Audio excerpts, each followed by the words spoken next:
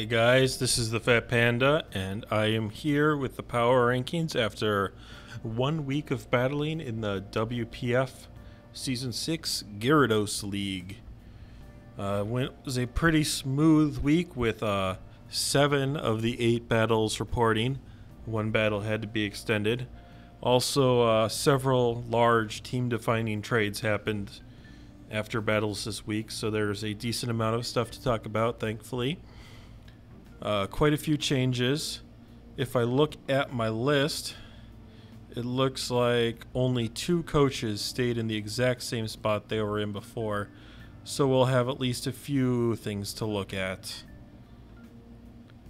Starting off with the number 1 team, we have a newcomer this week with the West Texas Weavile claiming the number 1 spot overall.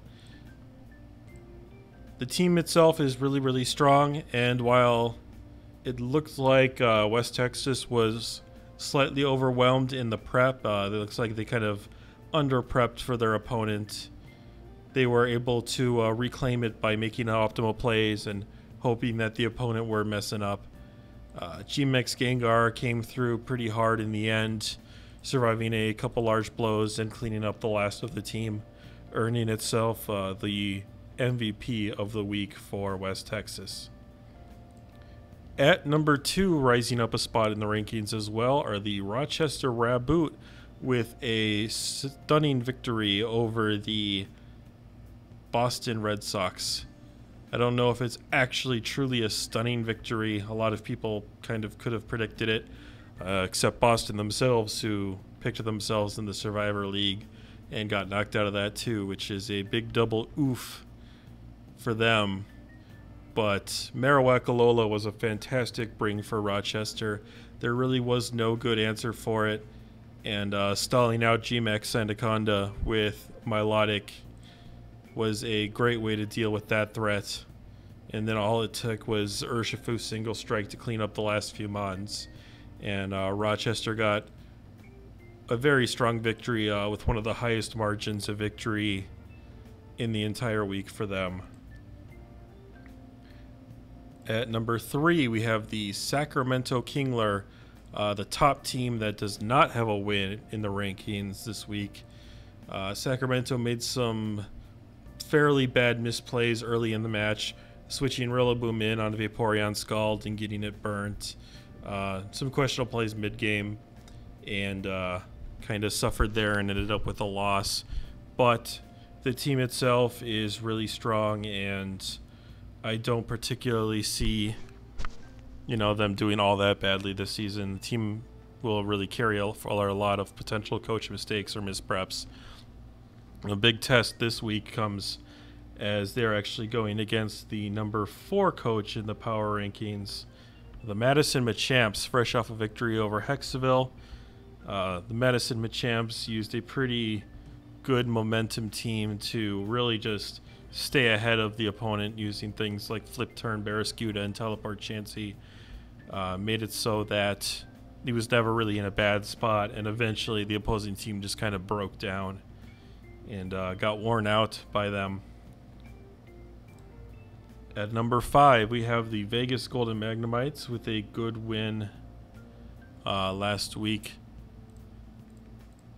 It was a good win. It's a division win, but I don't know how well they played or prepped, considering they relied on an opponent's misplay to actually win the match. They had 100% lost the match. Webs were up. Scarf Dracovish was on the other side, but for some reason the opponent decided they didn't want to bring the Dracovish out, which gave Webs a chance to go up, and it just kind of went south from there for them. But if you can't take advantage of your opponent's misplays, then what are you really doing? So Vegas gets props for that for me, and they're looking pretty good so far with a 1-0 start to the season. At number 6, we have the Warsaw Rapidash, who played a very strong game against Sacramento up above. I still don't think the team overall is quite as good, but if they keep playing like they did last week, they were surprisingly close to actually 6-0ing the opponent, only losing out on that, or not 6-0ing, but getting a 6-0 sweep with a Lycanroc, but Stone Edge misses can, you know, stop that from happening. But overall, really strong play, utilizing defensive Firewater Grass Core, Vileplume, Vaporeon, and Incineroar really helped, and then Lycanroc and Alakazam managed to clean up the match pretty well. So overall, really well played, and if Warsaw keeps playing like that, they're going to keep climbing in these power rankings for sure. At number 7, I have the Asumarils, first team on my list with several trades. As I mentioned before when going over Vegas's spot this week, ASU was the team that unfortunately managed to play themselves out of a win this week by not bringing in Dracovish when they had the win secured. They decided they wanted to go into La Prosse and start setting up screens and stuff instead, which ended up poorly for them.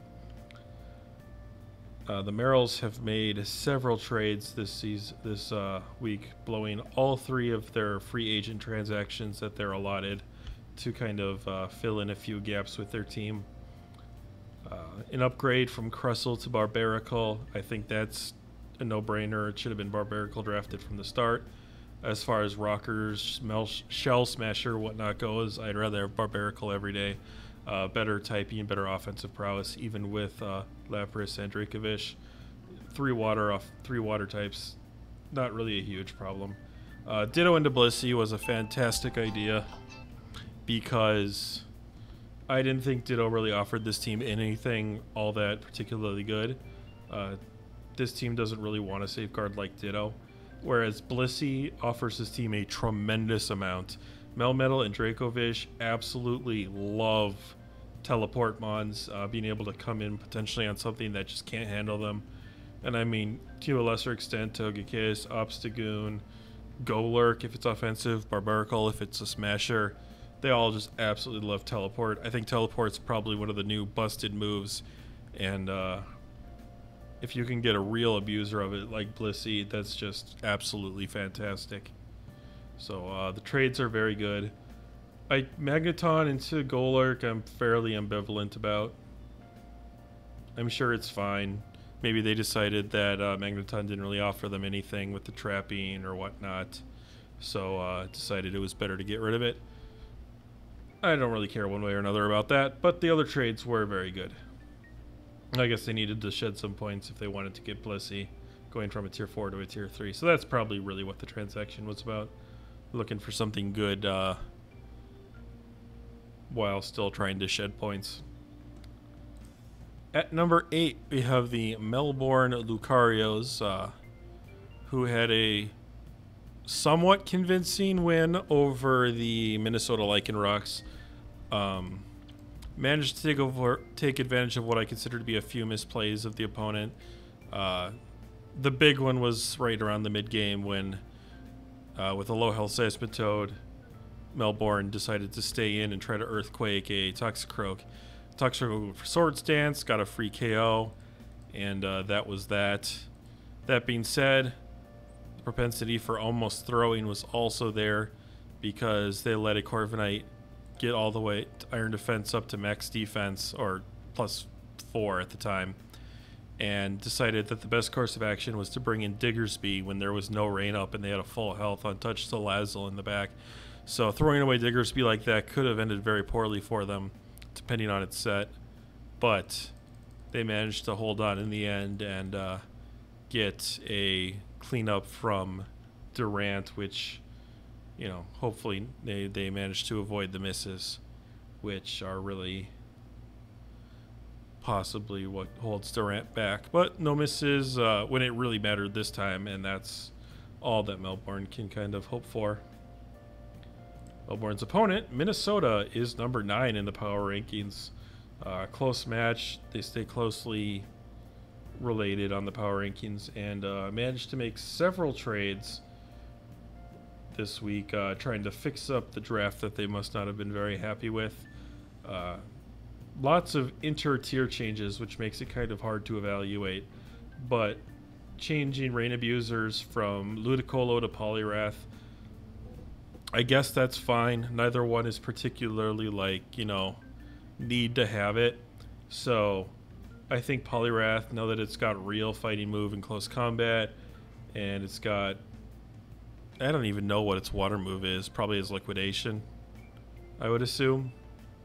Maybe it has, it's definitely a Waterfall, but I assume Liquidation is like its water move of choice. Maybe it has Aqua Jet, I don't know. It's got Belly Drum. No, it definitely doesn't have Aqua Jet if it has Belly Drum, because people would actually try to use it. But still, Belly Drum, if you're using a Damp Rock on Politoed or something, could be absolutely devastating. Lots of fun things there. Rhyperior traded in for, or I should say, trading in a Cobalion for Rhyperior. I'm fairly ambivalent about. I think both mons are fine for the tiers they're in. And they're both primarily rockers with offensive sides that they can do. Cobalion has the advantage of being able to use Volt Switch, but Rhyperior's fatter, so, and I think stronger. So it's a pretty even trade, I think. Saving those points is pretty nice, especially when you can use the points you got for trading those two mons and upgrade your Dragon type from Druddigon to Kyurem. That is a really nice addition to this team. Specs Kyurem is good on anything. It doesn't even matter what team you are. If you have a Kyurem on it, it's better than if you don't. And that's really, really going to help. They have a really good Fairy Dragon Steel core now with Clefable, Corviknight GMAX, and Kyurem, which is going to cause absolute fits to anyone who's trying to prep against them. At number 10, with the largest drop of the week, are the Hekseville Ho-Oh. Out-prepped, outmatched by the Madison Machamps, and falling down several slots. The team itself is fine, but the lack of prep and falling into the same habits in battle will drop you down in the power rankings, unfortunately. And they can certainly redeem themselves if they manage to beat Warsaw this week. But I think some holes in the team became somewhat apparent last week, and I dropped them down a little bit in the rankings to kind of justify that, especially because several teams that hopped over them made trades that made their teams, in my opinion, better at this point as well. At number 11, we have the Alanta Beedrilles, who managed to get a win against the Gladiators last week, fairly convincingly. Scarf Mamoswine really coming in clutch and managing to clean up the entire match.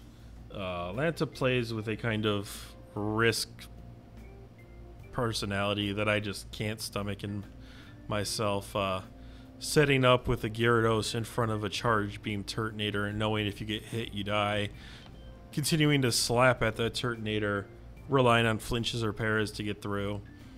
You know, staring a Lycanroc in the face, clicking your attack when you have an amazing defensive mon like Beware in the back. There's just a lot of things that, the way they play, that scare the living hell out of me. They just have no regard, it seems, for their opponent's team. But it worked out well this week going against a team that was kind of weirdly constructed and had some weird movesets, but just managed to completely overpower them. Several trades made. They traded in their Kyurem to another coach for Druddigon to get some points to upgrade the rest of their team. Druddigon is good. Kyurem is very good, but Druddigon certainly has a place. For a tier 4, it's certainly strong. Upgrading Alcremie to Hatterini is a very good play. This team isn't the most, like, obviously pro Trick Room Hatterini type stuff, but with now with Hatterini, Porygon 2, Beware, to a lesser extent Mamoswine, and Druddigon, and I guess Steelix, there are certainly the makings of a potential Trick Room squad that opponents that are prepping for Alanta should certainly take advantage of, or take note of at least. And speaking of Speed Wars, trading in Heatmore for Ninetales looks good. It looks like maybe Alanta during the draft got sniped at Torkoal and didn't have the ability to pick up Ninetales or something, because trading in Ninetales so that the GMAX Venusaur can actually take advantage of Chlorophyll outside of things like Sunny Day Porygon, which we saw the last match. will certainly be of benefit to them. So getting that sun and will certainly help them. I don't understand how the sun works with something like Gyarados. It seems like they're going to be at odds with each other a lot, but Venusaur loves it. Mamoswine certainly doesn't mind the sun. You know, Beware definitely doesn't mind the sun. Well, it doesn't. You know, Scald's at it will be weaker, but holy shit, will it really not like fire attacks. It's already weak to if it's got Fluffy. But some interesting trades. This team could really do some damage now that it's got several different types of modes it can run. Could certainly be a team to look forward to for the rest of the season. At number 12, we have the South Beach Shaman. I have nothing to talk about with this team. They did not play last week, and they weren't allowed to do any transactions as a result, so there's really nothing to say. At number 13, we have the Boston Red Sox, who got absolutely trounced by Rochester. Just didn't have the team quality or the prep quality to really punish Rochester for making constant safe, careful decisions. The onus was on Boston to make risky plays, and unfortunately when he did, those plays generally backfired, like G-Maxi and Sandaconda early in the face of a Milotic, and some misplays at the end where I think potentially could have salvaged the match with Rillaboom and Woodhammer shenanigans. That could have happened, but didn't. Did make one trade after the loss, though, noticing that Ditto was dropped by the Asumarils. Boston quickly traded Drampa for Ditto, which is something I absolutely support of with this team. I think overall the team's power is lacking, so having something like Ditto, which can pick up the a little bit of the slack by using the opponent's powerful teams against them, will absolutely help them. This team is a fairly hardcore balanced team for the most part, so it's just inviting the opponents to set up on them, and having something like Ditto in in prep and then maybe in the match will absolutely benefit Boston, because the opponents will be much more scared to bring setup mons. And if there's one thing Balance doesn't mind, it's choiced mons, because they can just deal with that all day long. It's when you start setting up nasty plots or sword stances that life starts to get really unfortunate, and Ditto will absolutely punish that. So it was a great trade. At number 14, we have the GWS Gladiators. A fairly piss poor match for them week 1, but I definitely wanted to rise them a couple spots in the power rankings because of the trades they made. These trades all got rid of the worst offenders of their team for the most part, and put some real power back in the team. Trading Hawlucha for Scizor, I think it's fine. Scizor is kind of like it's not like a great tier 1, but Hawlucha is not like a great tier 1, and not having a steel type before was definitely a problem. And not to mention, Hawlucha really just kind of clashed with Urshifu Rapid Strike for a team spot. Plus, if you're going to bring no item Acrobatics Hawlucha in the first place, you may as well just trade it away, because it's beyond easy to pop an item with this thing, and you're not getting the advantage of Unburden if you're not bringing an item in the first place, so it's kind of like, what's the point? Thwackey for Orbeetle is a good trade. I think Thwacky's garbage. Some people have disagreed with me to an extent, but I'm glad to see it's gone. Orbeetle offers this team something it really, really wants, which is webs. Urshifu, Inteleon, Serena, they all really, really like it when the opponent has webs to make up for their kind of, well, for 2 of their middling speeds, but Inteleon gets around Scarfers, which is a problem when you're fast and frail. So they're really going to like Orbeetle being on the team, and it's got a bunch of fun other small things it can do outside of being essentially a web suicide lead or something like that. It's got all the moves that you need to kind of do like a psychic cheese, which happens where you boost all your defensive and offensive stats and stored power your opponent to death. I think it might have Baton Pass. I'm not 100% sure. It feels like it would be something it has, but I'm not really sure. I'd have to check. The other trade he made was trading Arctizolt for Liepard. Fantastic trade. Arctizolt is incredibly bad since it doesn't have access to its hidden ability yet, which would make it only slightly bad. It was truly horrendous, and Liepard is significantly better. It offers wonderful prankster support as well as very fast foul plays and U-turns to really just kind of wreak havoc on the opponent team. It's certainly an underrated mon, I'd say. At number 15, I have the Bolton Boldores. Lost their first match this week, but the prep was very, very good for they prepped very, very well. And up until like the last 5 turns, they were also playing out of their minds. But I lost track of the different ways in which in those last like 5 to 10 turns, they just absolutely threw away any chance they had of winning the match. It just became almost unbearable to watch at a point because it felt like every decision they made was the absolute worst one they could have at the moment. And just not great to see. The good news is if they can kind of get over that little part, everything else they were doing was perfect, and they really took it to West Texas until, you know, they decided to start making bad decisions. If they can avoid that part, do everything else they were doing before, they're going to start really notching up wins, I think. And last but not least, at number 16, I have the Half Moon Hydreigon. I had them pretty low before. They didn't play this week, and I think every other team that was above them either made their team better or played well enough to keep them above. I'm fairly down on this team for the most part. I feel like there's a lot of weird parts to it. Maybe once they finally get around to actually playing their matches, it'll change my mind. But for now, yeah, I'm not feeling it for the most part. So there we have it. Here's a little recap for you, going over everyone's where they are and how they rose or how they fell. Most people bump it up 1, maybe 2 slots, or going down a bit. You know, not much, a ton of movement.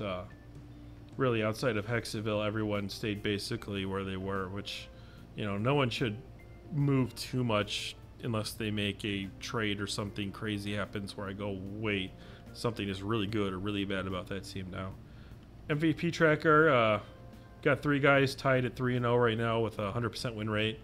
Zero Aura, Urshifu single strike, and Mamoswine all making fantastic showings in week 1, and several mons kind of holding the fort in the 2 slot as well. So it'll be interesting to see how things shake out next week. See if someone can really rise to claim the true number 1, or if we'll keep seeing a little bit of a tie for now.